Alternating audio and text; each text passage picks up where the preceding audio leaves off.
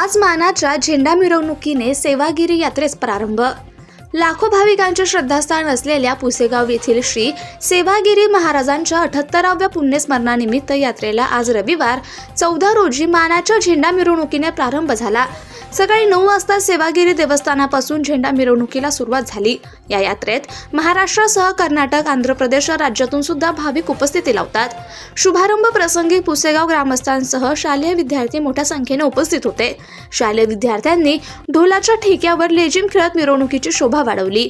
यावेळी मठाधिपती श्री महंत सुंदरगिरी महाराज आणि देवस्थान ट्रस्टचे चेअरमन संतोष वाघ, विश्वस्त डॉक्टर सुरेश जाधव, रणधीर जाधव, बाळासाहेब जाधव, सचिन देशमुख आणि गौरव जाधव हे उपस्थित होते। या यात्रेनिमित्त 14 ते 24 डिसेंबर या कालावधीत विविध स्पर्धा आणि कार्यक्रम घेण्यात आले असल्याची माहिती ट्रस्टचे चेअरमन संतोष वाघ यांनी दिली।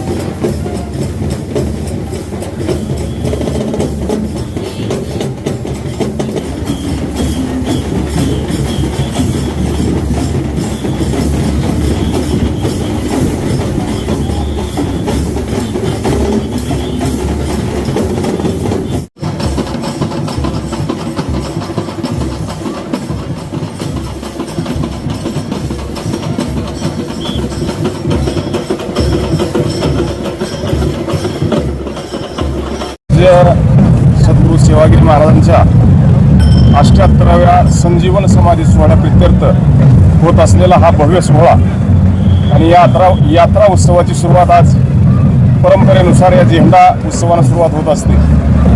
खरं तर महाराष्ट्राचं आराध्य दैवत असणारे परमपूज्य सद्गुरू सेवागिरी महाराजांच्या दर्शनाकरता महाराष्ट्र, कर्नाटक, गुजरात अनेक प्रांतातून भाविक येत असतात आणि या यात्रेची देवस्थान ट्रस्टच्या वतीने किंवा सर्व शासकीय विविध उपक्रमाच्या माध्यमातून जय्यत आम्ही तयारी केलेली आहे। कोणतीही या ठिकाणी गैरसोय होणार नाही याची दक्षता घेतलेली आहे। आमचं यात्रेकरूंना एकच आव्हान असेल की आपण सद्गुरू सेवागिरी महाराजांचा आशीर्वाद घेण्याकरता यात्रेकरूंनी येणाऱ्या 18 तारखेला श्री महाराजांचा प्रमुख रथोत्सवाचा दिवस आहे, त्या दिवशी सर्वांनी दर्शनाकरता यावं एवढीच विनंती रामकृष्ण।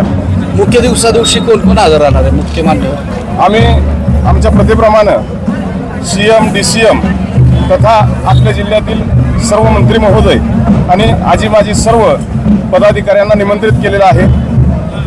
आमचा मानस आहे की CM साहेब येतील तशी आम्ही तयारी केलेली आहे।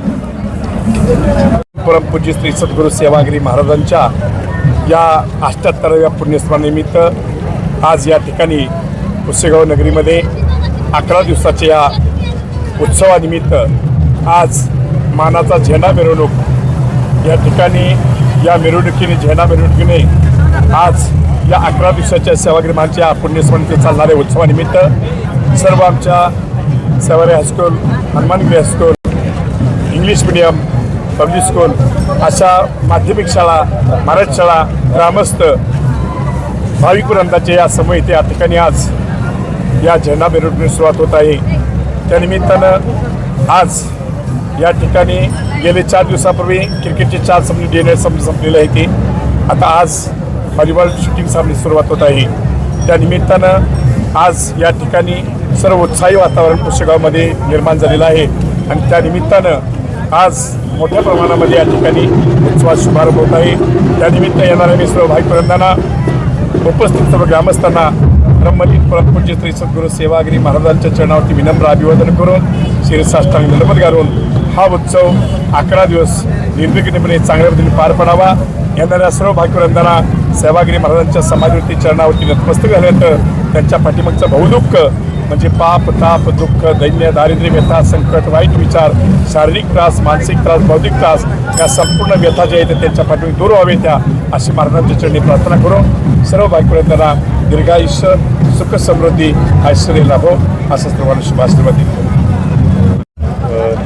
सेवागिरी यात्रेच्या झेंडा मिरवणुकीपासून आज सुरुवात झालेली आहे यात्रेला.